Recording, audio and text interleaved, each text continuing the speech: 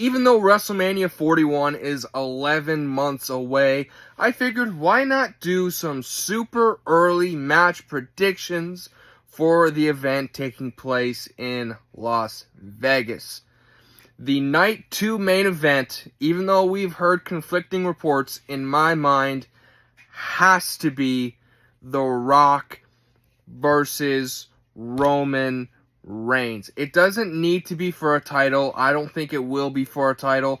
The Bloodline story, as we've seen, is not only still going, but still picking up steam with some of the recent additions to the roster, such as, of course, Tama Tonga.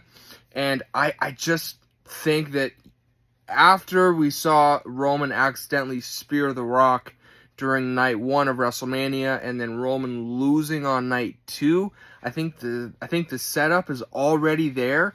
And I don't know, there's just something about Rock versus Roman Reigns that screams Las Vegas, screams Allegiant Stadium.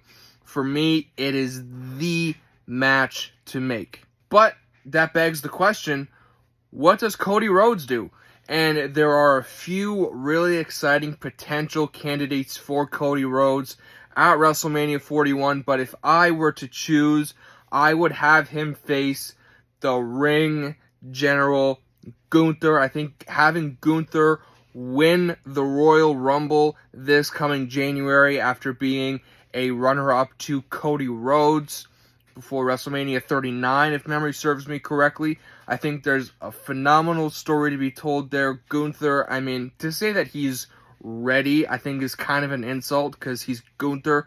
He's phenomenal, and just in those 10 or so-ish minutes there at the end of the Rumble, we've seen what these two can deliver with each other, and especially if you put them in the night 1 main event of WrestleMania. I think these two will absolutely deliver. We were supposed to get it at WrestleMania 40 in Philadelphia, but I think you have to go back to CM Punk versus Seth Rollins. Of course, right now, potentially my favorite storyline in the company is CM Punk versus Drew McIntyre. I think in a perfect world, you do that at SummerSlam, and then, as I mentioned, you do CM Punk versus Seth Rollins at WrestleMania 40.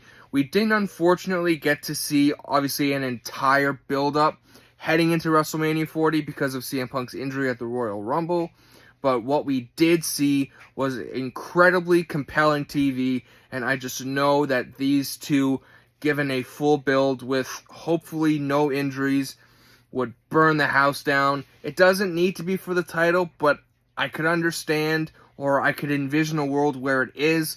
But regardless, title or no title, this match needs to happen in Las Vegas.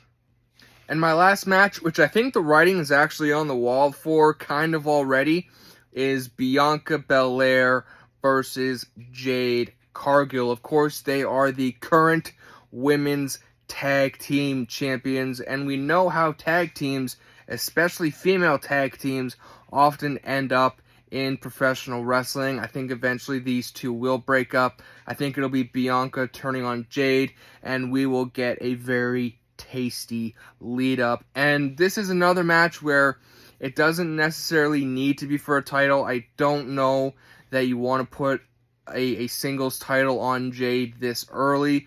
But again, I could see them doing it for the title. But either way, title, no title, this match and this feud would be phenomenal. Jade has, without a shadow of a doubt, grown. Even over the last couple weeks, we saw her at Backlash and the match that she had on Monday Night Raw very recently in the Queen of the Ring tournament was phenomenal. She was busting out like blue thunder bombs and just like craziness. But those are 4 matches that, as of May 2024, I believe we will see in Las Vegas.